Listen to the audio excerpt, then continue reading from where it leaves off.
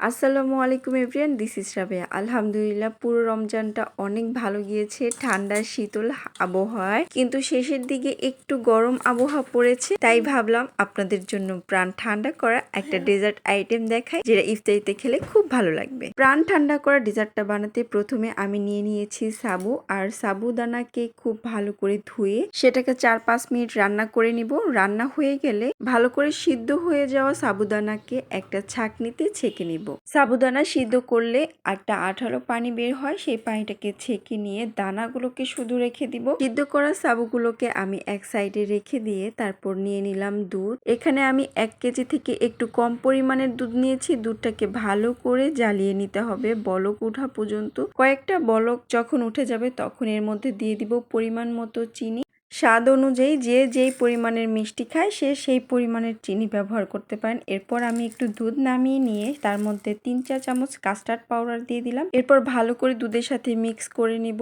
যেন কোনো দানা দানা না থাকে। এরপর সেই জাল দেওয়া দুধের মধ্যে, দুধটা আমি অনেকক্ষণ জাল দিয়ে আধা কেজি পরিমাণে করে নিয়েছিলাম। এরপর দুধের মধ্যে গোলানো কাস্টার্ডটা দিয়ে দিব। আমি কখনোই কাস্টার্ড পাউডার ডিরেক্ট দুধের মধ্যে দেই না, তাহলে সেটা দানা দানা হয়ে যাওয়ার সম্ভাবনা থাকে বা আমার কাছে একটু ভেজা লাগে, তাই আমি গুলিয়ে দিই। এরপর আমি এখানে 4-5 পদের ফল নিয়ে নিয়েছি। আমি এই ফলগুলোকে পছন্দ অনুযায়ী কেটে নিয়েছি। এরপর আমি জাল দেওয়া দুধটাকে চুলা থেকে নামিয়ে রেখেছিলাম অনেকক্ষণ আগে, মানে একটু ঠান্ডা হয়ে যাওয়ার জন্য।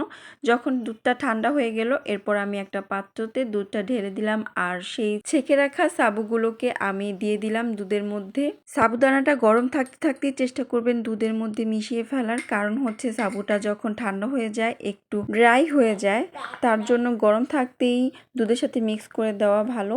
এরপর হচ্ছে কেটে রাখা ফলগুলো দুধের মধ্যে ছড়িয়ে দিব।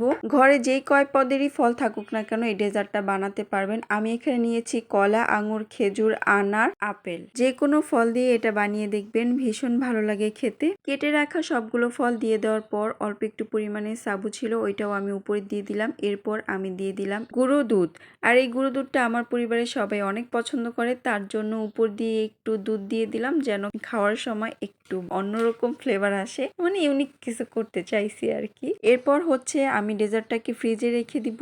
সময় থাকলে 2-3 ঘন্টা রাখতে পারেন, আর সময় যদি না থাকে আধা ঘন্টার মতো রাখলেই হবে। আমি আধা ঘন্টার আরো কম সময় রেখেছি, কারণ এটা খুব ঝটপট আমার মাথায় এসেছে আর ঝটপট বানিয়ে ফেলেছি অল্প সময়ের মধ্যেই। তো এই তো আমার ডেজার্ট বানানো শেষ। কেমন হয়েছে অবশ্যই কমেন্ট করে জানাবেন, আর অবশ্যই বাসায় ট্রাই করে দেখবেন।